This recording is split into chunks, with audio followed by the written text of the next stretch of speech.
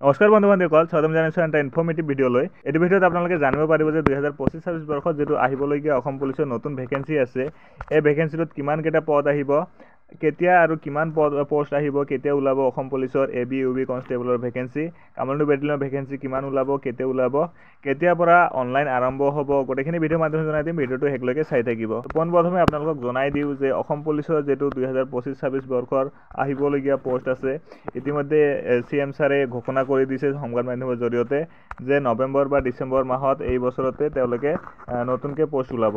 কিন্তু মই আপোনালোকক জনাই দিওঁ ডিচেম্বৰত হয়তো এইকেইটা পোষ্ট নাহিবও পাৰে। আপোনালোকে 2026 বৰ্ষলৈকে অপেক্ষা কৰিব লগা হ'ব পাৰে, কিয়নো যেটো চলিত বৰ্ষৰ এপইণ্টমেণ্ট দিয়াৰ কথা আছে, এপইণ্টমেণ্টবোৰ এতিয়ালৈকে ক্লিয়াৰ হোৱা নাই। এপইণ্টমেণ্টবোৰ ক্লিয়াৰ হ'ব, তাৰপিছতে নতুন পোষ্ট ডাটা কালেক্ট কৰিব লাগিব, তেতিয়াহে নতুন পোষ্টৰ এডভাৰটাইজমেণ্ট মুকলি কৰিব পাৰিব। এতিয়া কথা আহে যে অসম পুলিচ 2026 বৰ্ষৰ যেটো কনষ্টেবল এবি আৰু ইউবি আছে, এপ্লাই ডেট কেতিয়া আহিব, টোটাল পোষ্ট কিমান থাকিব, কামাণ্ডো আহিব নে নাহে, APR কমিউনিকেশ্যন যেটো APR আছে, APR পোষ্ট আহিব নে নাহে, SI আৰু গ্ৰেড 4 পোষ্ট কিমান আহিব আৰু কেতিয়া আহিব। SI আৰু গ্ৰেড 4ত বেলেগকৈ ভেকেন্সি ওলায়, তেওঁলোকে বেলেগকৈ নটিফিকেশ্যন ওলায় আৰু বেলেগকৈ এক্সাম পাতে তেওঁলোকে।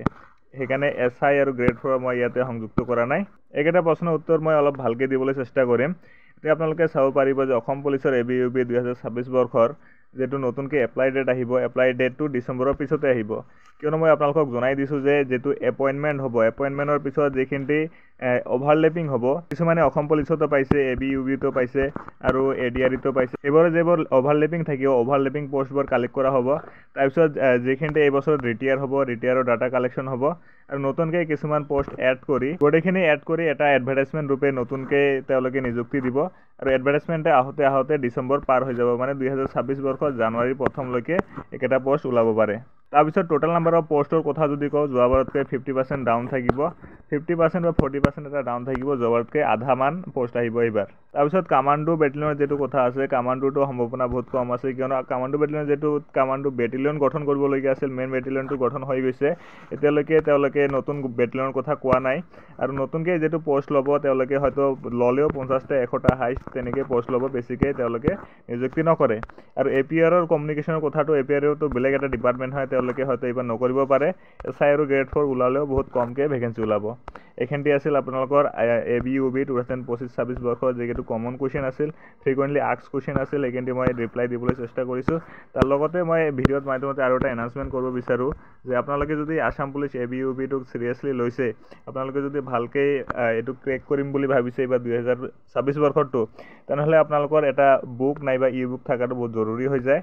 মই আপোনালোকক এইটো ভিডিঅ'ৰ জৰিয়তে জনাব বিচাৰোঁ যে মই এটা ই-বুক আপোনালোকক দি আছোঁ, য'ত ৰিজনিং থাকিব, ইংৰাজী থাকিব, জেনেৰেল মেথমেটিক্স থাকিব, জেনেৰেল নলেজ অফ ইণ্ডিয়া থাকিব, লগতে জেনেৰেল নলেজ অফ আছাম থাকিব।